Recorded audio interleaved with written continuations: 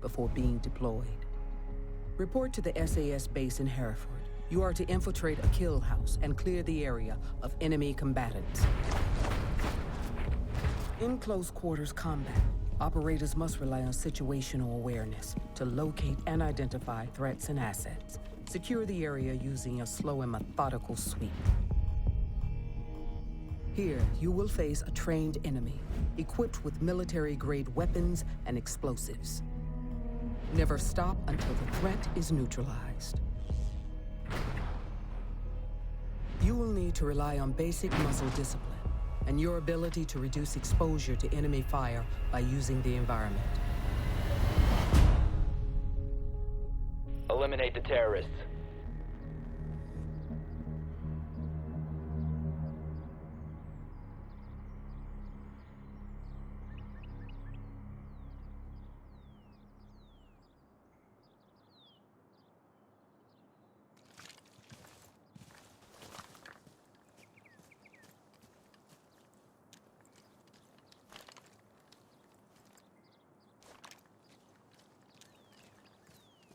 I'm here. You not hear me?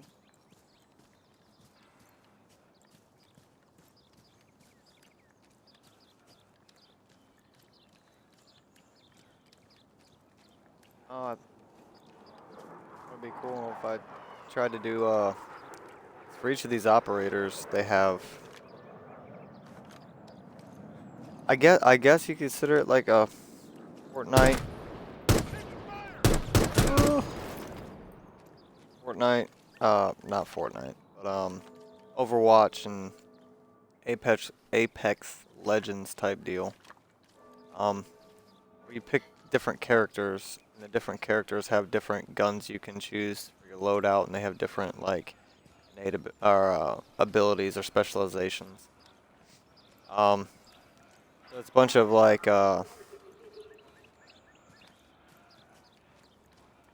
multiplayer stuff. Or you can do it versus AI and stuff like that. But they have, for each operator, they have missions that are specific to that operator, and it not only helps you like learn all about them, like, get better handle on their abilities and shit. So I was like, well, what if I stream me getting my ass kicked playing these situations? So here I be.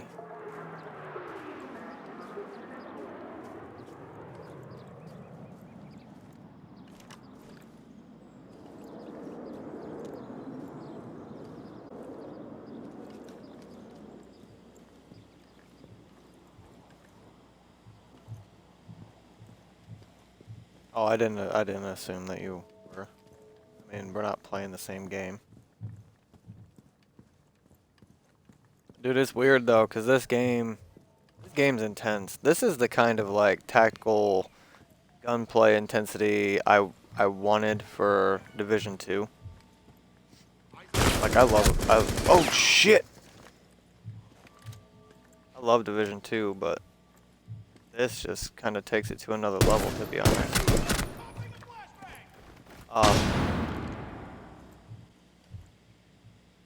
Cause it's like seriously sneak around, kick around corners. There's no, I don't see a time. The only thing that's been timed is like the versus other players matches. Right. But it's legit sneak through and clear the fucking enemies.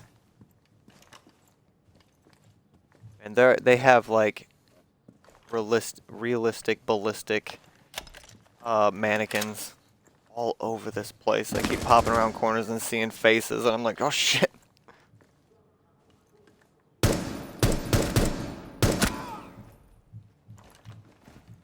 Dude, this is pretty legit. Apparently had a pretty crappy start, but they're in year. I don't know how many years the game's been out. think at least 3.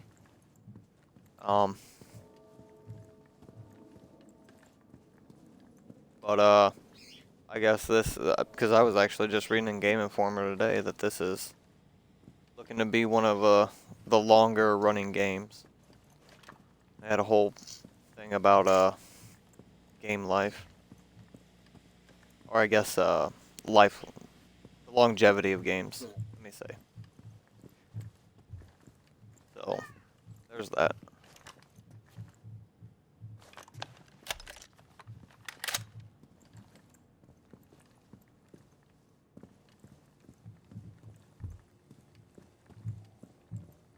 Right.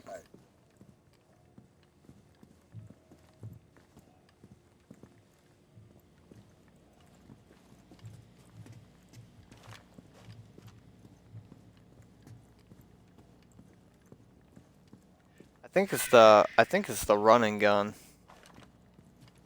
You know that. Shit. It can get. I don't know. You have such a fucking narrowed viewing area. Sprinting. Shit. Remaining. Oh man. That was.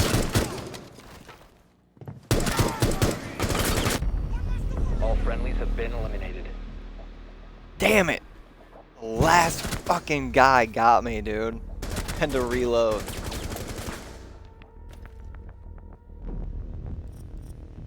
Shit.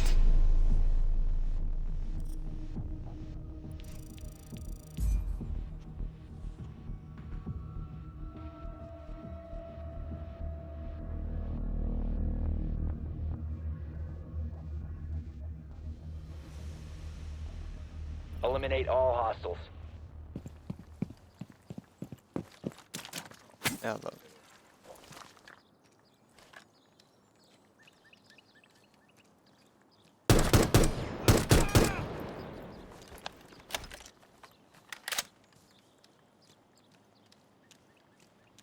Right. Right, just double check and make sure that that actually happens. That's understandable.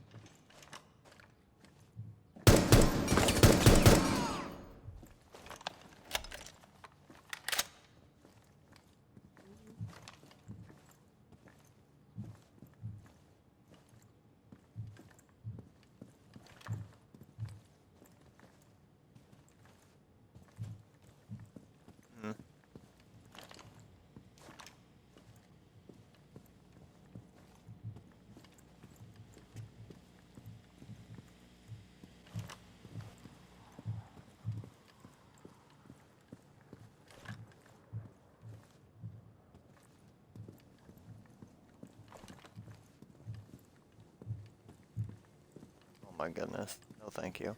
I'm on 1 hit point, by the way. Like and I got 5 enemies remaining, so we're going to see how this goes.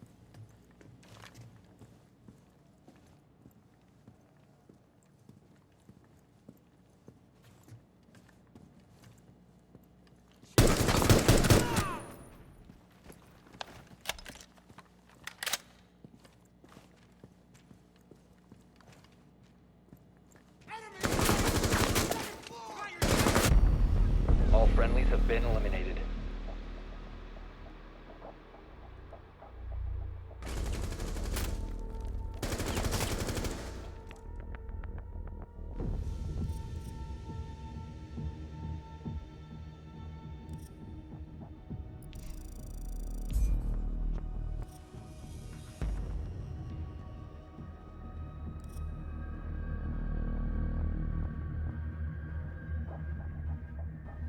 Right. Well, I mean, just to have Eliminate the something, terrorists. you know, going in the background. That's not a nothing to be looked down on.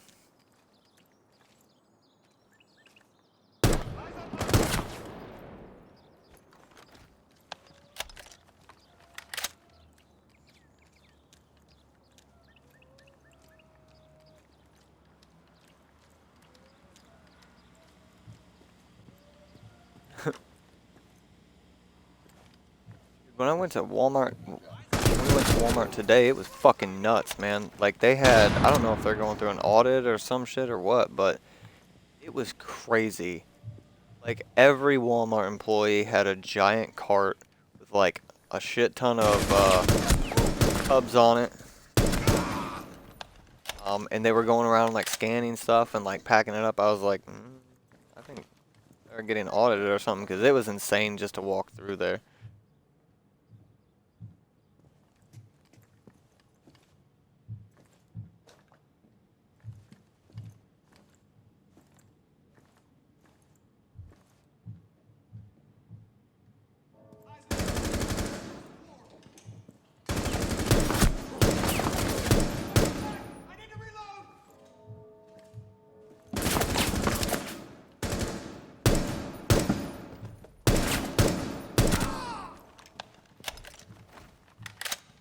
Oh, damn.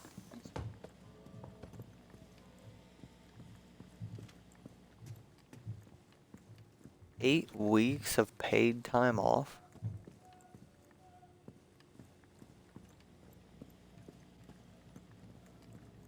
Damn.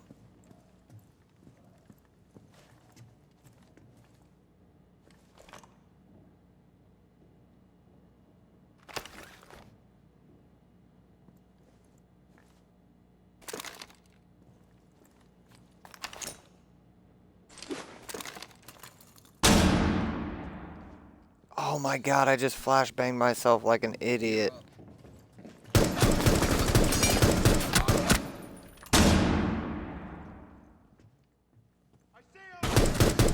Three enemies remaining.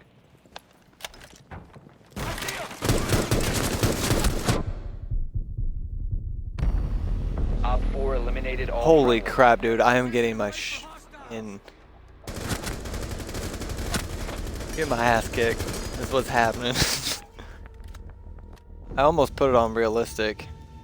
There's like normal, hard, and realistic. I just went with like the hard one. All right. Well, Eliminate all hostiles. yeah.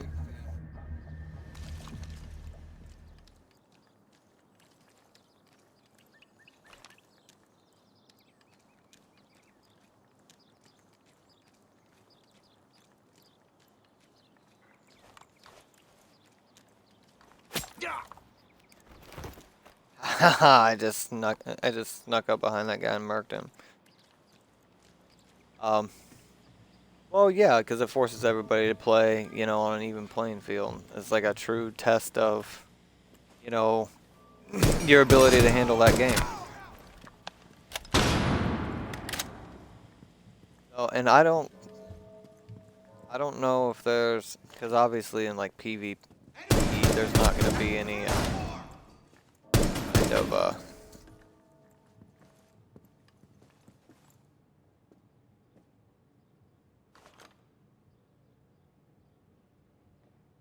don't know.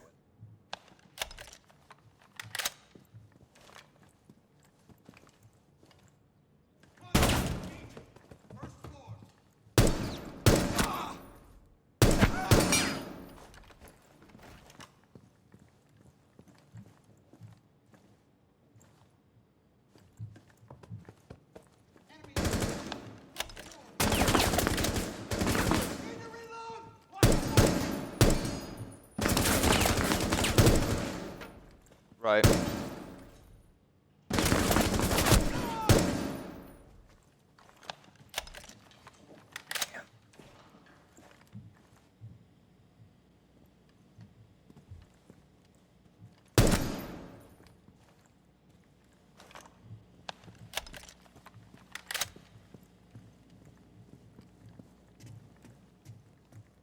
That would actually be better.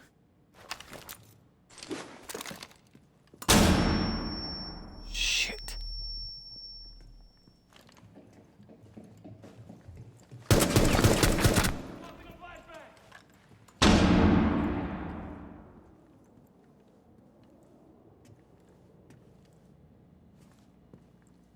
Right. Three enemies remaining.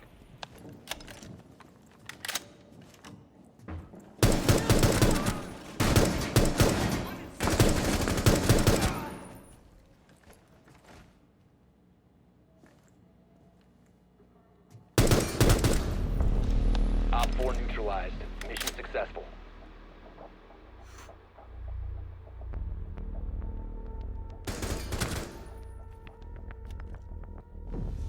I actually have a charm unlocked for this game, or for Honor. I was like, oh gee, thanks.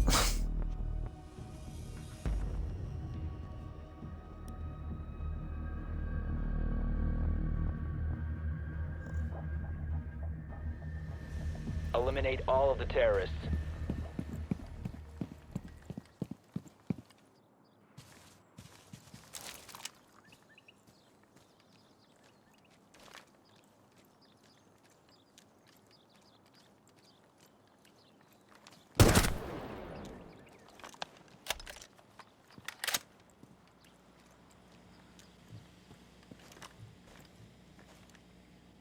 Oh yeah.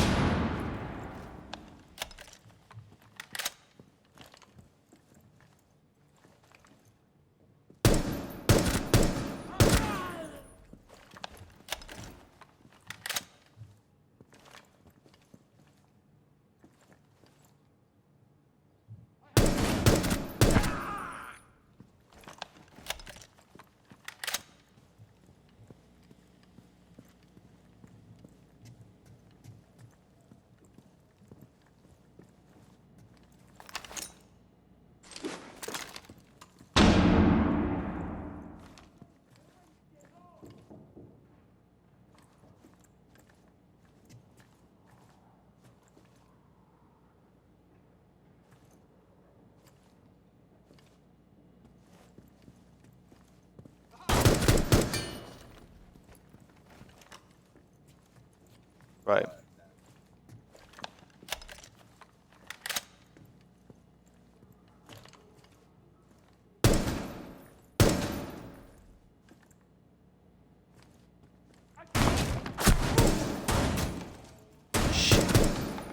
Three.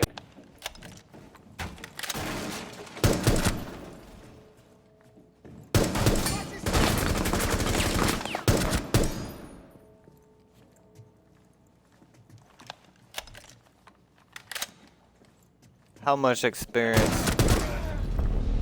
Op 4 eliminated. Right. You know, and that's a thing that I've been shitty about this whole time with all these Fortnites and Overwatches and all that stuff. It's like, yeah, it's awesome that you can do, but you used to have to like work for customization stuff. I mean, I had to work and diligently to get the Hayabusa armor for Halo. Like, that was some shit that high class. You saw someone with Hayabusa armor, you knew they were dangerous. You know, because it took that level of dedication just to get it. And now it's like we have these games. It's, well, here's all this free custom stuff. You know, so it's like in a game where there was no, you know, level progression thing. When it was still Halo, it was just Halo. Every Master Chief was the same. Every weapon was the same. And it took, you know, player skill versus player skill to determine each gunfight. I did jump into and include into your audio, so you know if anybody is watching, you know they can actually hear the the whole conversation instead of just one side of the conversation. I'm not playing any game at the moment. I'm sitting on the home screen. Once you breach But yeah, no, You I know what I mean? I most definitely agree, man. Nowadays, you pop into a game and it's every Tuesday update. There's this spend $7, spend $8, get this new look for your character. There's a spicy new looking armor, new weapon skin that you can get, and the age old games where you actually had to work your ass off to get these things doesn't exist anymore. Or it's a little bit of both. It's oh well, you can get this in game by spending 60 hours of grinding to these missions or whatever the case may be for how you get it. We had talked about that with Destiny as well. Like make those exotics something that you work for instead of some random drop thing. Oh yeah, most definitely. That would have added, it would have added some link to the game, but I also believe that would have added a little bit of depth to the game as well. Give me a second. I gotta tell my children to stop screaming while we're in broadcast audio. Ooh, they got me already. Holy crap. I'm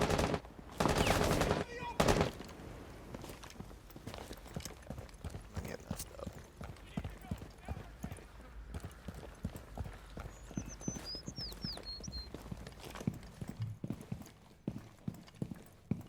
That's right. You follow me down here.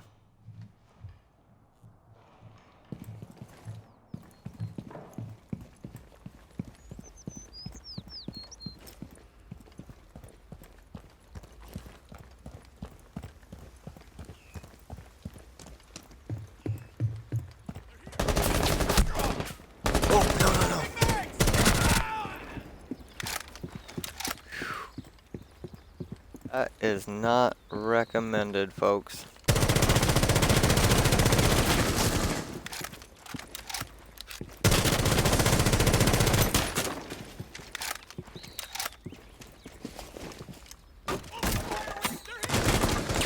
Okay, yeah, no, just generalized discussion of how video games have changed is when it comes to loot. The quest for your item seems to slowly start to fall off. To where you're doing this lengthy mission with depth. Some depth to the game. Some games not so much. Like I don't think that trying to get Thorn in Destiny had any depth to it at all. It was basically just a bucket shoot of kill this bullshit with void damage, or Right. do this certain raid at this certain difficulty, to fight, so this one guy will spawn so that you and your team can kill him so that you can get the next piece. Is that a quest? Absolutely, it's a quest. Is it a good quest? Fuck no, it's not a good quest. A good quest immerses the player, makes them want to earn it. Even games, like Outward, for example, that I was just playing. If I want to craft something, I can either find the recipe. Obviously, I can look up on the wiki or I can look it up on Google. But there still is that option of experimentation of me going, okay, well, I have this padded armor, and this, a couple of these weird metal materials. Can I, craft them together, and maybe get lucky and craft a new piece of armor? Or I could go to the blacksmith, and get the recipe, and then it would tell me the items that I need, and then it's up to me to create my own adventure to go out and gather these things in this, this open world game. Right. But for battle royales, For Honor, all these other ones, it's either paywall in For Honor when it comes to steel, which grinding steel isn't very hard. But it does get tedious for battle royales to you're doing the same thing over and over and over again, just trying to get 50 steel a pop per Dominion match in For Honor to buy this ornament that is maybe 1,000 steel. Now they do supplement that with dailies because some of the dailies will offer the two main dailies that that reset every 24 hours. Those ones are actually worth it because they're typically easy along the lines of play 2 matches with any hero, or get 10 takedowns. Not in one match, but just get 10 takedowns throughout the course of the fucking day. And they'll award you anywhere from 350 to 500 steel. You know, and a couple days of that, yeah, you can get the ornament that you want. But is that, the question, is that a quest? No, that's not a quest. But battle royals are most definitely more limited in, what you can do with, with a quest, because, the game sake is the same. It's going, if it's got a red name, put it the fuck down. If it's an enemy player, beat his ass or capture the zone or whatever, you're doing in that battle royale. That turns me away from battle royale games a lot, because that shit gets old fast for me. I'm a big fan of the story driven. Right, and it's fun for a filler game, but centering your entire game, and some of the who was it? I was just reading that one of these games is looking at doing like a number 2. It's like, how are you gonna? Now I do realize that it gives you a stronger base for, you build a game up from what you know, what you've learned, and all your updates and everything. That does potentially give you a stronger, faster, more accurate game. But how long do you think that this is going to last, especially with the market as flooded with these games as they are? Oh yeah, battle royales are all over the place, man. You can hop into the store into free games, and there's a couple battle royales you can play there. I think Smite, Brawlhalla, or something like that. There's a couple battle royale games that you can just get for free. And we have Fortnite, Apex Legends. Obviously Apex is free, but there was something that came out. I don't know the specifications, so I'm not going to misquote, but there's a grind to get, I think, an armor set or something. But then again, you could also pay for it. But you had to buy it in like tiers, and it wound up being somewhere around like at the end of purchasing all these boxes, because you're guaranteed to get a piece of this armor or a piece of this aesthetically pleasing gear per box that you get. And I don't play Apex because, again, first-person, battle royale shooters, not my thing. But you would never get a repeat of this set. But after you were done, I think the final item was, I think, a gun skin or something special. I don't remember what it was. But the total price of buying all these chests with actual money was like somewhere around 170 fucking real dollars. And that's absurd. That's insane. That's absurd. Actually, I just read today that Gears 5 dropped loot boxes. There was no loot boxes in the game. You can earn everything. You can still buy what you want, or you can play to earn it, just like Anthem said it was going to, and then ended up not. Oh, Anthem's store is, it's right up there with, Fallout 76 Atom store. I mean, it is a trashy cash grab. I mean, it's just shitty that some of the developers think that their community is that fucking dumb, or wants to take advantage of their community in that way, instead of allowing you to earn these skins like for Anthem. Having quests that let you get pieces of the skin, as you go out in this open world. Whether it be in free roam or whether it be through, a course of, missions. If their store had also a quest tab that you could open up and be like, okay, well, this is there's a list of quests, and each one rewards a certain piece of, this type of armor that you're looking for your javelin, then, people would do that. And, as an alternative, compared to, oh, well, spend all these coins or whatever the fuck their currency is. And how much longevity do you think that's going to add to the game? You got, as long as it's not like level 60 to 70 Neverwinter grind, I think that people would sign up for that. They'd be like, yeah, dude. You literally get to hunt down the pieces and build these exotic weapons, build these armor pieces, And then when you walk out into the game, into, whatever PvP zone, or like in Anthem and Destiny, you're walking through the tower or the Fort Tarsus, like, will see what you're wearing, and it's a deal. You know. Right. Well, I also agree that, like how many times have you been playing like an MMO or, an online game and you see another player and, you look at them and go, oh man, that armor is super badass. How did he get that? Whether you send him a message, whether you look it up yourself, more often than not, you're gonna come to terms with the fact that this guy's got a deep wallet rather than he actually put in some work to get this armor. And that's sad. That's sad that it's no longer, oh man, that armor is badass. And there's too many games, I think, nowadays that focus on the aesthetics of your character rather than this armor actually does something for this guy. Like, I think that the Anthem being, since this is what we're talking about, your javelin's appearance means fucking nothing. It means fuck nothing. I mean, there's no difference. You never leave the starter appearance.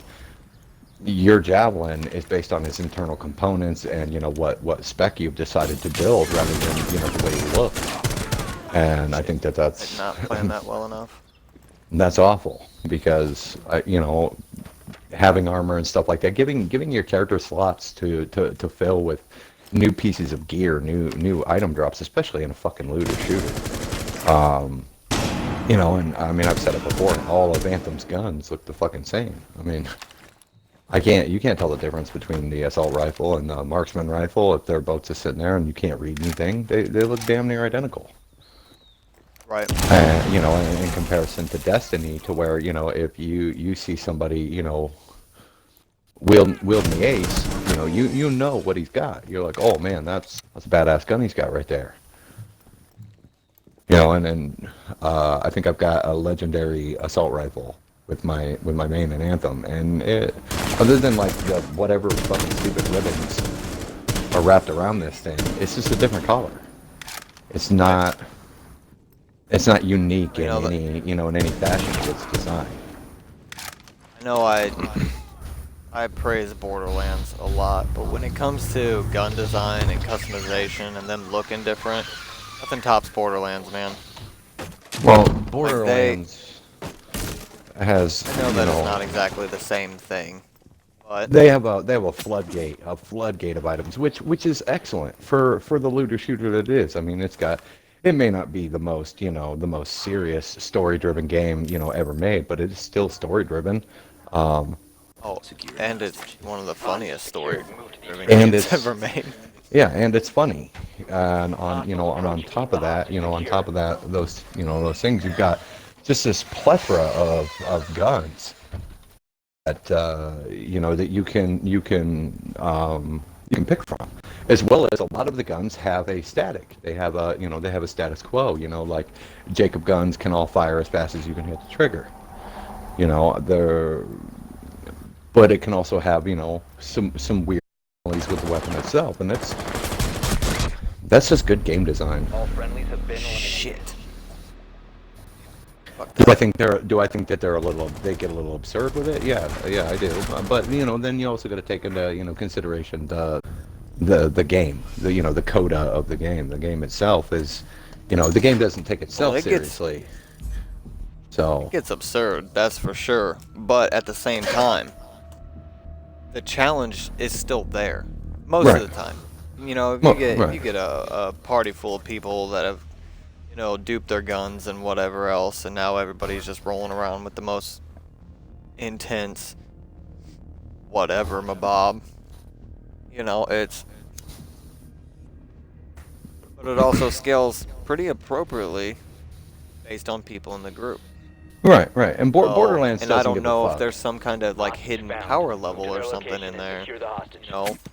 So if player 1 is level 50 and player 2 is level 3, I don't know if there's some kind of overall power rating that encompasses all the gear that you have and the things that you have on your character, which I think is definitely a possibility.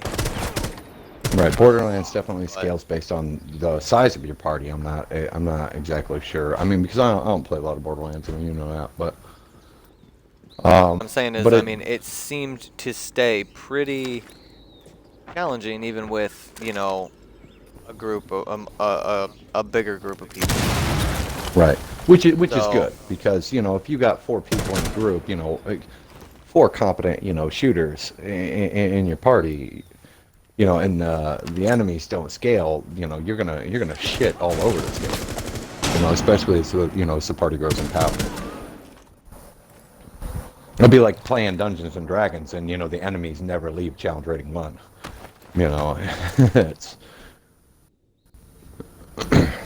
the game's got to evolve, and it's good on Borderlands, and other games that scale based on party size, and even if it does scale based on the level, because I know there are certain games that it's like the I think it was Division 1 is the enemies were 5 levels lower than the highest level party member. So if you got a guy in your party that's level 30, you're going up against level 25 guys. The level 5 guy in your party is fucked. He's getting carried big time. But at least they did something.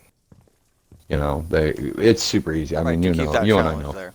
It's super easy to power level in Division. I mean, we should get back on, because I do want to see what they did with, that high level gameplay in Division 2. I got to the end of it, and then, I progressed no further. So, yeah, I still have like 2 legit end game of it. Right, I had like two of those strikes left to do, and I think that I was done. I mean, I know I finished the story itself, but Hostiles approaching. Keep the hostage secure. yeah, I just haven't installed. I think I had it updating, and one of the kids canceled it instead of pausing it and uninstalled it. I just haven't put it back yet. I did get rid of GTA 5. I uninstalled.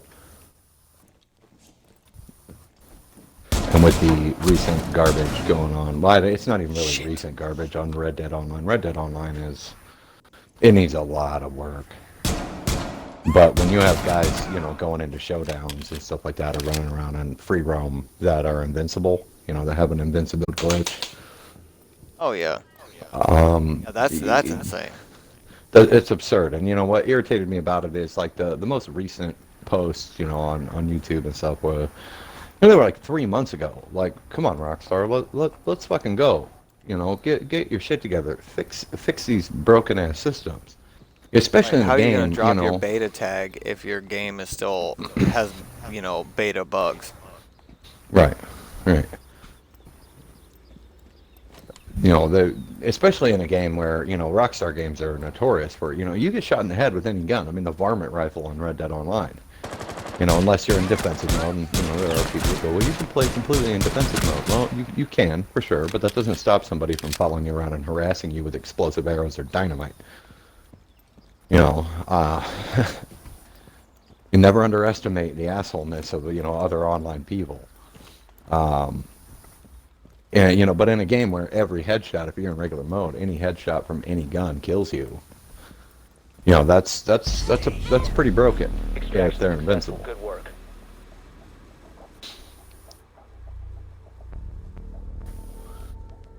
It's interesting to see. On another article I read today is auto battling is a new game. They got a couple of them listed in here, and pretty much it's like those the cell phone games. You don't even have your character just plays while you're not on. Like Idle Heroes or some shit. Yeah. Yeah, but video games. Yeah, it's dumb. So at that point, honestly, it's like, out of this Game Informer, the only thing that looked good was the new Call of Duty Modern Warfare. Read that whole article. It sounds like they are legitimately trying to not only bring more realism to their gunplay, bring more types. It says that which is the thing I'm most skeptical about. right. It says that the story is pretty in depth. Well, So I mean, I'm hesitant COD on is, that, considering it's Call of Duty. Well, yeah, Call of Duty makes a new game every 4 fucking months. I mean, Well, they got How much- 3 different companies Three different companies make Call of Duty games. That's why there's so many different titled ones. So they like Treyarch will make one, and then like Infinity Ward, and then I think there's another one, Black something. I'm not sure. But yeah, so they actually have like 2 years of almost 3 years of development for each game. Because like Infinity Ward will put one out, and then start working on their next one, and then Treyarch will put theirs out, and then start working on their next one, and the third one puts theirs out, and then it's Infinity Ward's turn to put their game out again. Right. So they actually have a fairly good. The problem with that is that they don't change. Right, they're carbon copies. It's bullshit story. And the perks, and the weapons act differently between the different, their individual, that company's series. It's mind-blowing, really, but, like, you remember how excited I was for World War II. I was like, fuck yeah, harken back to, original Call of Duty days. I will play that for sure. And then you got 4 people in your little squad, but you can't have any friends play with you. What I don't get all these other dudes do is get in my way now. So right. I don't know. It's a weird thing. It was a love-hate relationship we have with Destiny. Is Destiny 2 legitimately a new game? It's I think that's pretty aware of my feelings. Destiny 2 is a major, massive step backwards from Destiny. So did they add a comprehensive story that could be followed? Compared to Destiny 1? Yeah, they did. But ultimately, no big class changes. You got a difference in your skill suite, or your special. There was you went from being able to half-ass build a character to you get these options or these options. No, you can't swap out those options. And then with one of their updates, they added a third group of 4 options. Like, right. There was but aesthetically, at its base, the game is 100% the same. I mean, your hunter still looks like your hunter. He still acts like your hunter.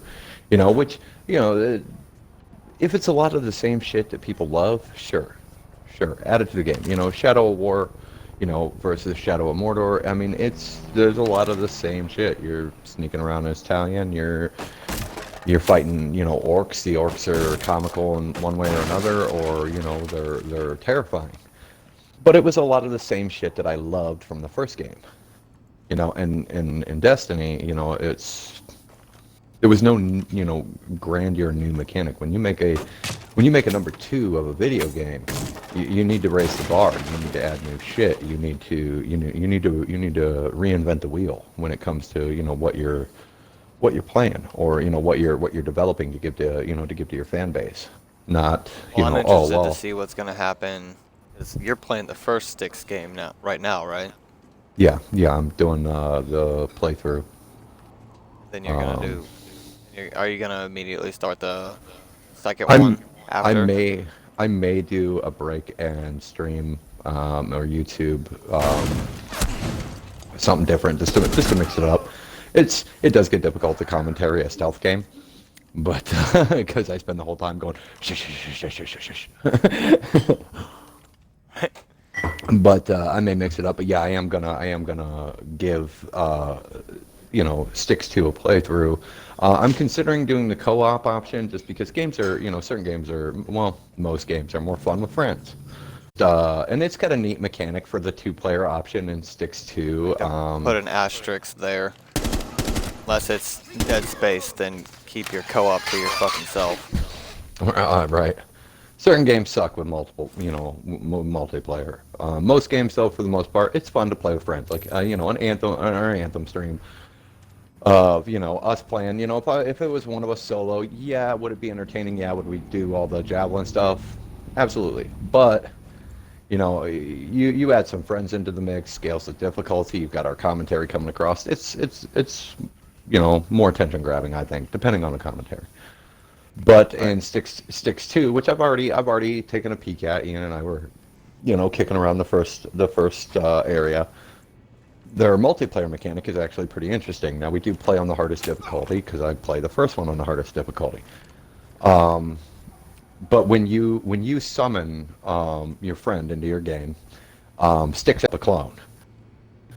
Whoever's the host, he pukes up a clone of the second player. The second player looks exactly like Styx. He's just a different color. He's blue instead of green. He's a blue goblin instead of a green goblin, and some of his clothing is different color, which is super neat. It's creative. But you sacrifice half of your hit points to summon a friend, and if one of you were to die, you can summon him again. But again, you sacrifice an additional half of your hit points. Now, you can drink healing potions or whatever to get your hit points back, but it's a give-take between the two players. If someone lives and the other one dies, they're constantly puking up half of their health, which is interesting. Now, it makes not as big of a difference in Styx. I mean, in a lot of other games, that would be incredibly interesting to see how people hard mode their way through that. But in Styx, on the hardest difficulty, there is no parry mechanic.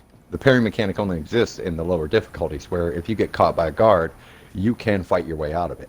In the hardest difficulty, if you're caught by a guard, they kill you instantly. They just pick you up and murder you. It doesn't matter how many hit points you have.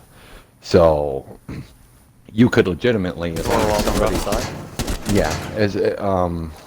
you could legitimately, and it was something that did occur. Eventually, I don't think you reach a point to where you cannot summon your friend back, because even with just a sliver of health, I was still able to respawn, through Ian's character.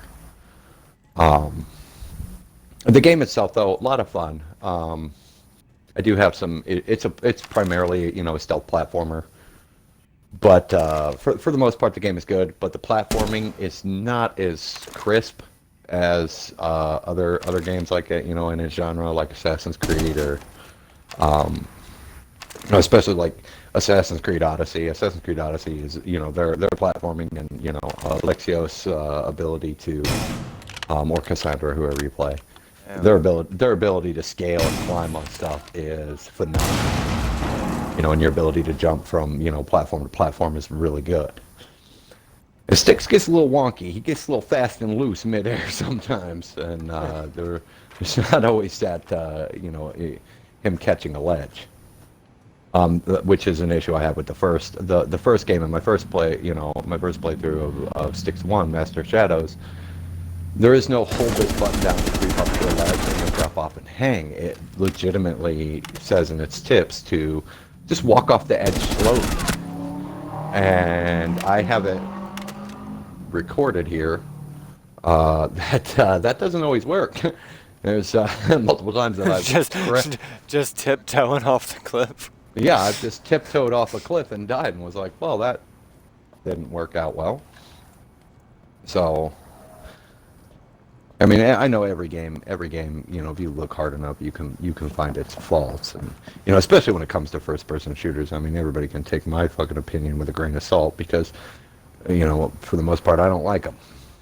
I prefer, that third-person aspect, and I'm a big fan of the RPG. First-person RPGs, though, can be a good time. It was a new experience when I played, Kingdom Come Deliverance, and I got nothing but good things to say about Warhorse and Kingdom Come Deliverance. They've done a phenomenal job.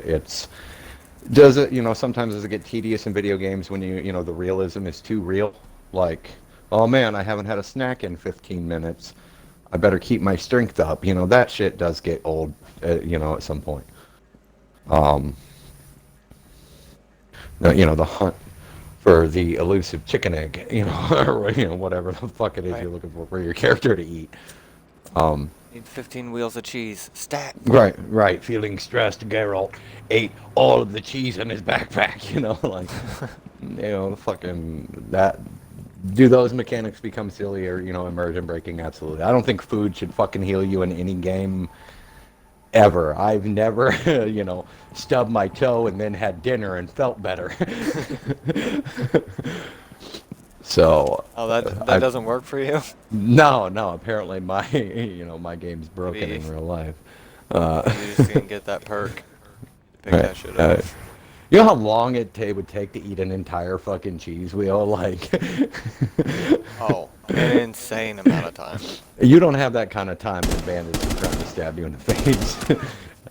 Geralt has an automatic perk called like power eating.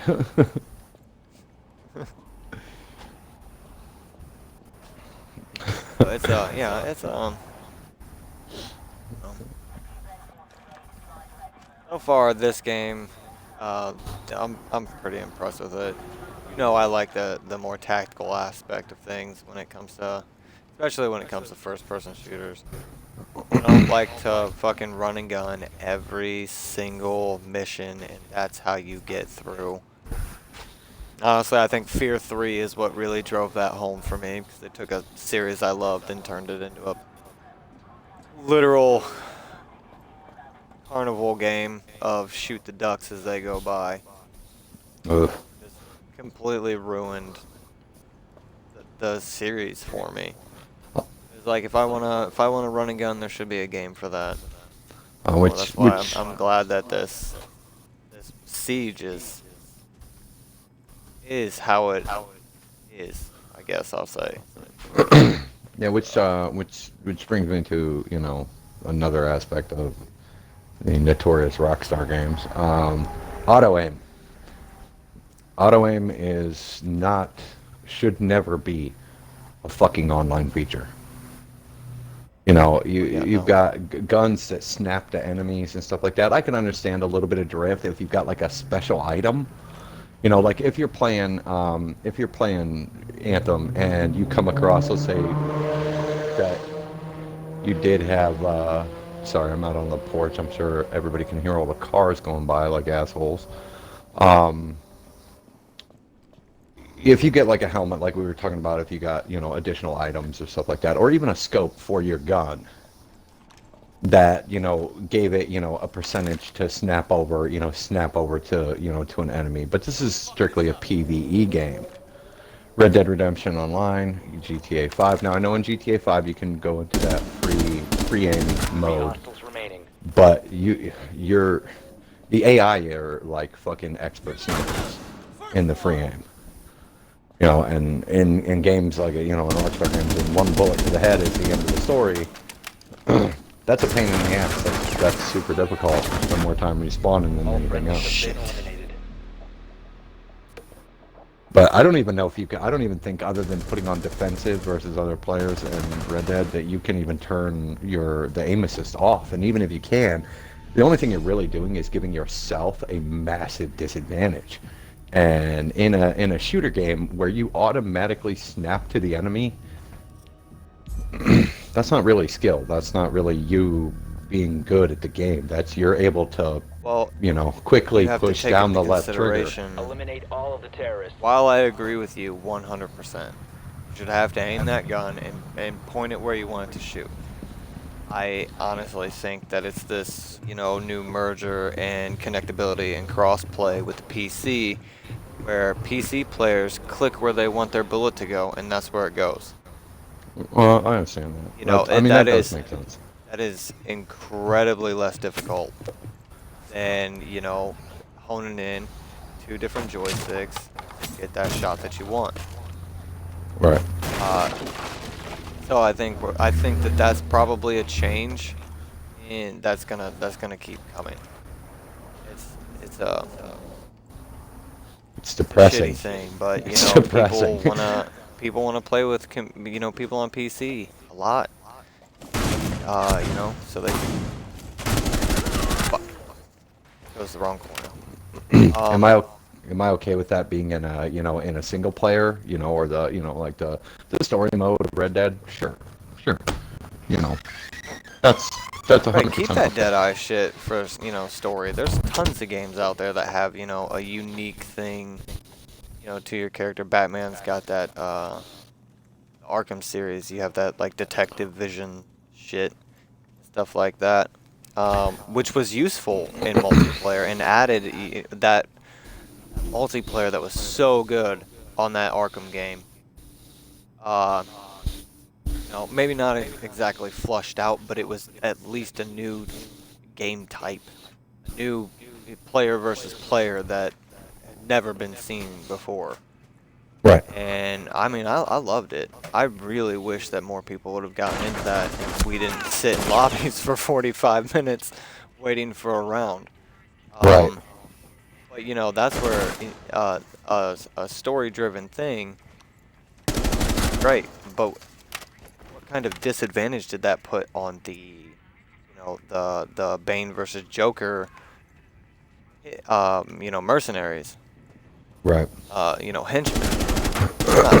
That's not exactly a fair thing to them. We can be up in any shadow wherever, and then activate that, and we can see them walking through tunnels. We see them, jumping over, walking through walls. Whatever it was, we could see them 100% of the time if we wanted to. And that's a problem. That needs to be a more balanced thing. Assassin's Creed, Syndicate. Maybe you had your eagle vision, but only when you weren't moving. So you had to, change location and set it up again. I thought that was a pain in the ass when I first started playing it. I was like, God, really? But it makes sense, and what am I trying to say here? That you wouldn't be able to maintain that focus while moving around, jumping rooftop to rooftop, grabbing flagpoles, swinging over this way, all that other stuff. Right. That was a legitimate thing. So Deadeye in Red Dead is absurd for an online feature. We have been eliminated. Oh yeah, especially if you can down. What'd you say you killed the other day? 7 fucking people with one Deadeye thing. Yeah, that's too much. Basically, if you've got painted black and you've got the right perk cards, you pop on your. I mean, it was a lucky, circumstance. It's not always, these guys are standing out in the open. Most people don't want to get shot. And most people are aware that, it's easy to die in Red Dead. Well, a good way to balance that is, have it still charge up, but as soon as you get a kill, your Deadeye's over. You gotta stay alive if you want to, that to fill up again. I wouldn't be against it being a thing that someone can use on one person at one time. But if it just, you have it for however long it takes that bar to drop. Well, and there's also consumables. I mean, you use all the consumables that your character has. You use all the weapons that your character has, and your specific loadout when you go into the Showdown series. And not that it's not a bad idea, or that it's a bad idea. It is pretty fun sometimes. I like the where it's the stealth mission. It's there's 16 players, and it's you sneak around with hatchets, throwing knives and bows, and you sneak around and kill one another. That mode is incredibly fun. All of the terrorists. But for the most part, it just throws you into whatever random Showdown series. Whether you're doing a large scale, which is I think it's 32 or 16, depending on if you do large scale Showdown or just the regular Showdown series, which is a lot of people. But you got guys that have been playing the game for a long time. Their character rank is in the hundreds or 200s. And they've got nothing but time to gather up these materials and stuff like that, or these consumables. And when you can pop a chewing tobacco and your Deadeye doesn't go away for 10-15 seconds. And if it does go away, you can just eat something else. You can just eat another consumable real quick and get all your Deadeye back. And just go right back to... I did not know that chewing tobacco did that.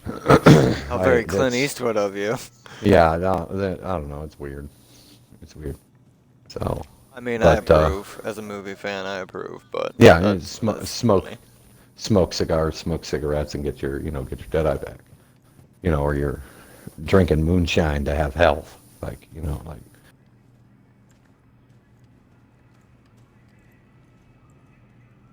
I always think the consumable list in video games are interesting or funny, because I'm not drinking a whole jar of moonshine and then going into a gunfight and surviving.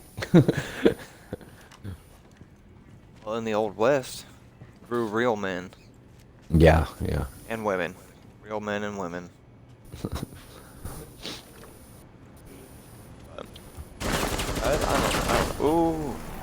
Where the fuck were you? But Back here, so I can finish you. Not bad. But, it's, as we always say, there's nothing that's ever gonna touch a pencil and paper, games. oh no, that's There's always gonna be problems with every video game they put out. Because I think that the real challenge of, with like Black Desert, pretty upset about how easy that was to just literally walk. We have been eliminated. right. Smash a couple of buttons, I kill everything I come across. There's no challenge. You start to add friends into that mix, and there was no scaling. At least it didn't feel like there was any scaling. The enemies felt the same, and you were just decimating everything you came across in Black Desert. Like, it took me 2 days to for obviously for the console. I know it's been out forever on the PC, but on the console to hit max level, and that was me casually playing just the story. There was no grind. I wasn't actively, power grinding, monsters or enemies or spawn points or anything like that. I was just slowly making my way through the story. It only took 2 days, and I never came across a boss or an enemy or a villain or a group that I was just like, man, I need some fucking help.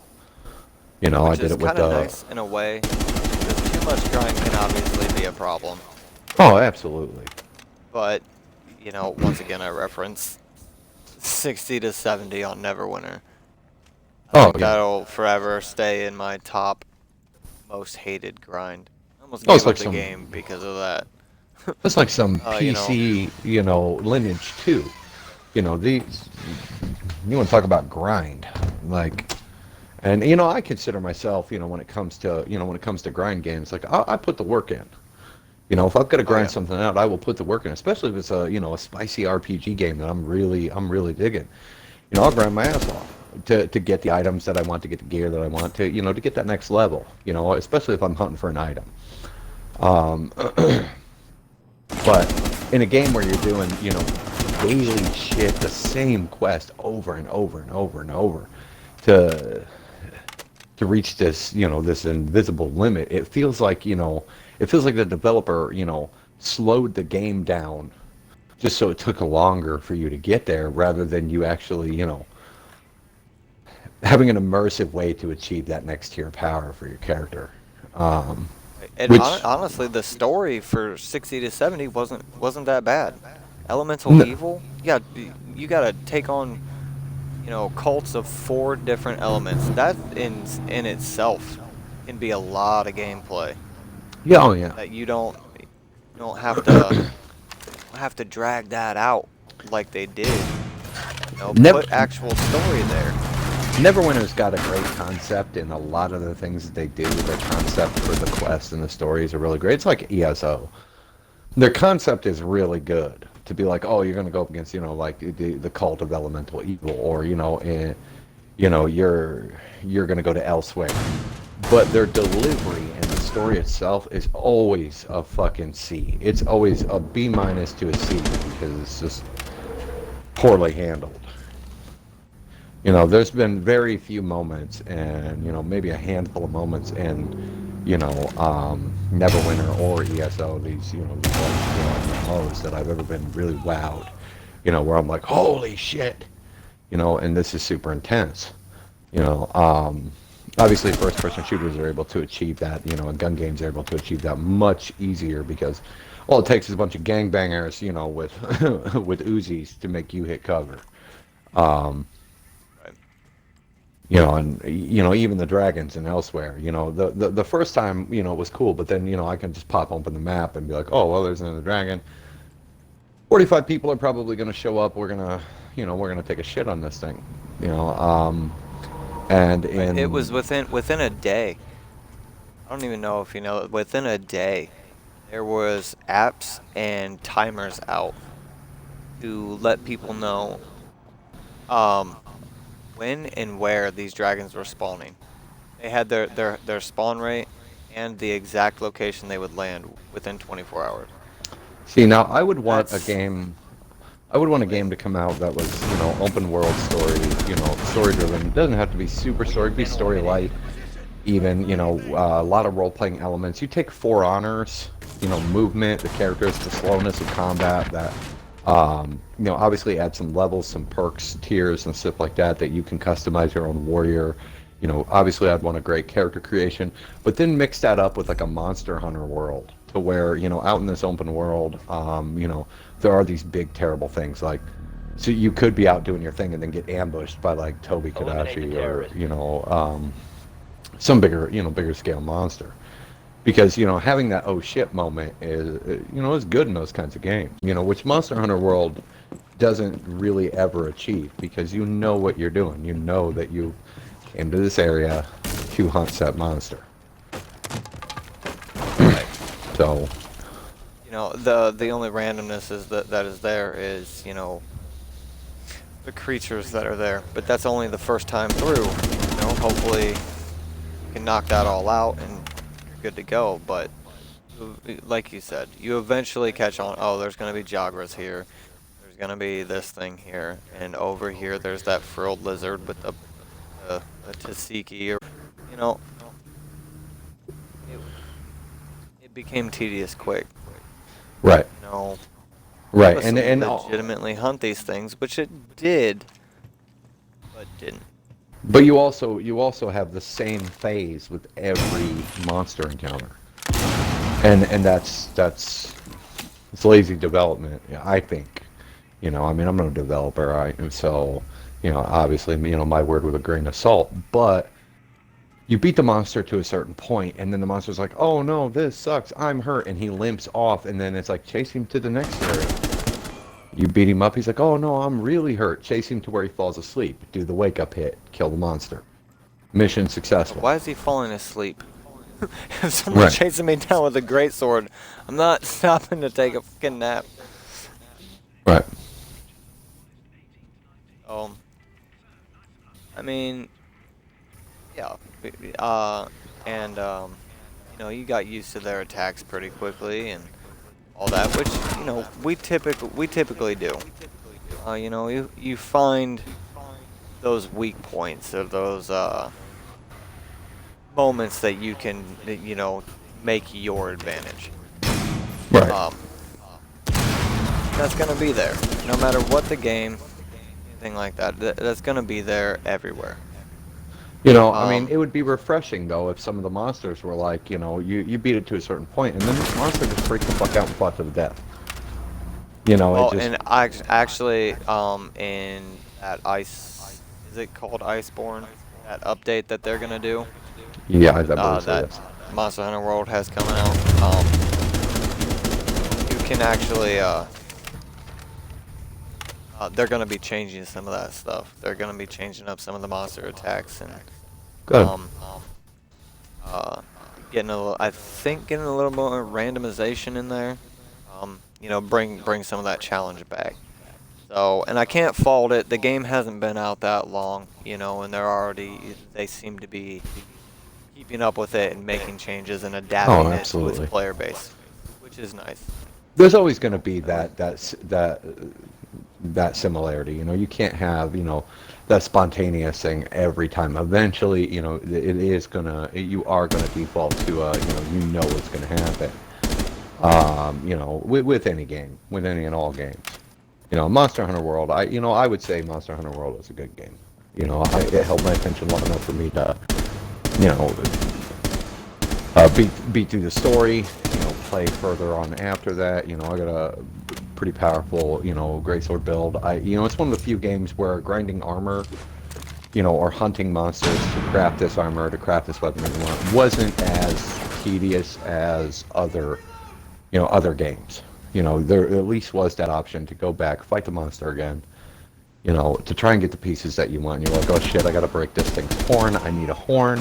So it does change the dynamic of your fight versus the monster. You're not just looking for the W, you're actively trying to bust this thing's horns off. So you can get that next upgrade. Which I think is good. It's one of the few games where I've had an armor grind or a weapon grind where that I really didn't mind. Not compared to like World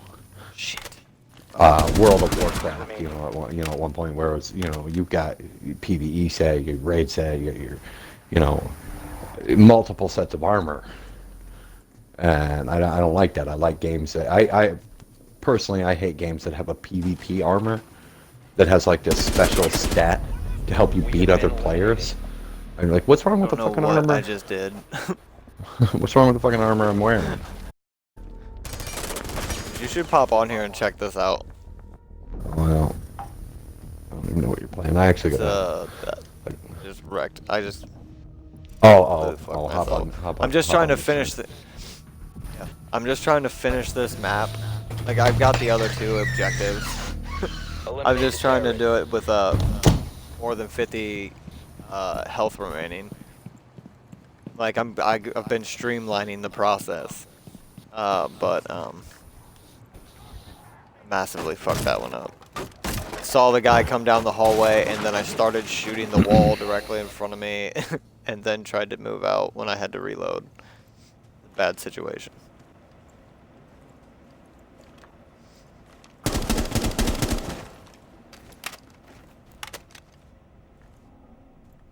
Yeah, you can like, most of the walls seem to be pretty destructible, which is good and bad because enemies shoot me through the wall as well.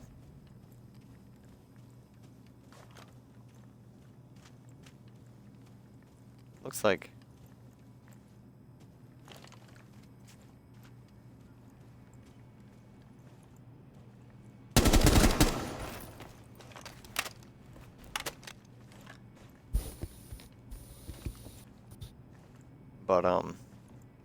nice.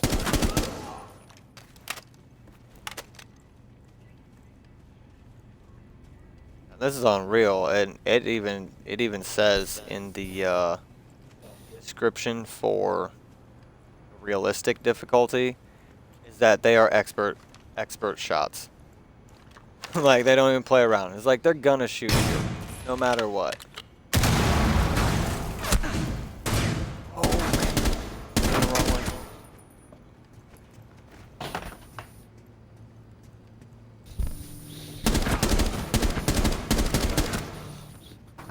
I'm gonna have to bring it up on the laptop because I can hear both of us twice.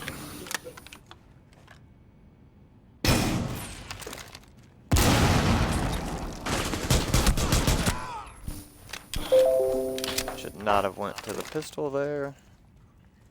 So I'll state that out loud.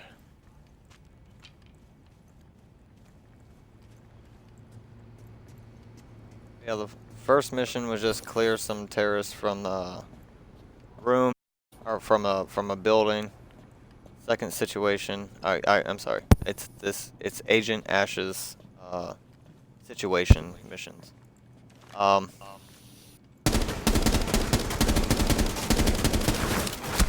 God damn it, I'm gonna get wrecked again.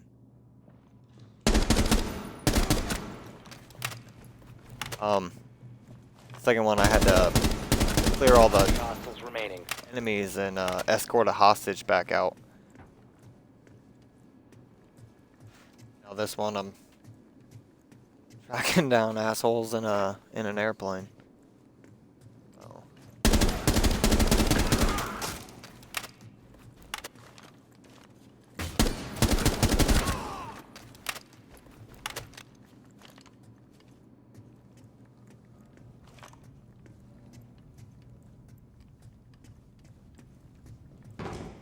You can, gaming headset definitely helps a lot. Oh, are you behind me? Been eliminated. Shit! You'll hear claymores beeping. Dude, one of the games that I played with Sambo, walked into this room. There was literally probably 15 to 20 claymores in this one room. Like, that's a little excessive, don't you think? So, but Eliminate all they of the were terrorists. making fun of me because they're like, "Can you not hear that beeping?" I was like, "No, I'm wearing headphones right now." Oh yeah, fuck. I was not listening to that.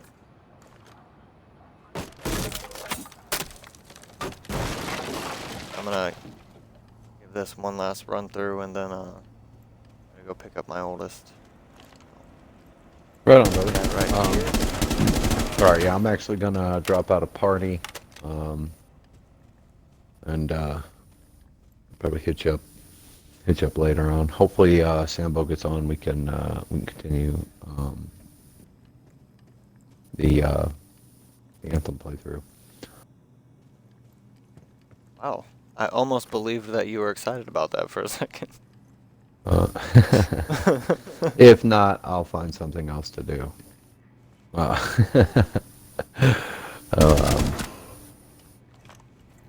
right, brother. I will talk to you later. And stream looks good, by the way. Stream's looking great. Thank you. Anybody that is watching, because I don't want him to sneak up on me. anybody that is watching, smash that follow button.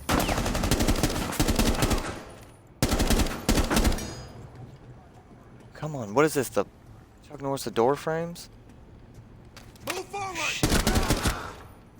Woo!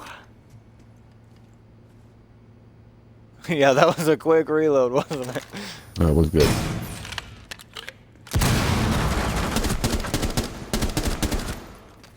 Shit, that got fucked every time. Approach this room.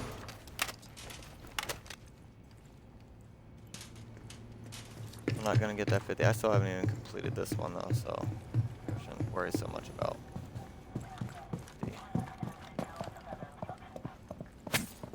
Alright, take it easy, brother. We have been eliminated. Damn it! Alright, I gotta go.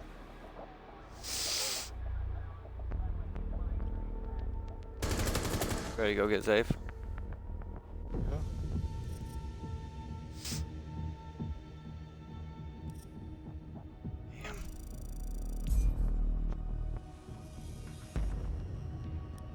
Oh, I don't know.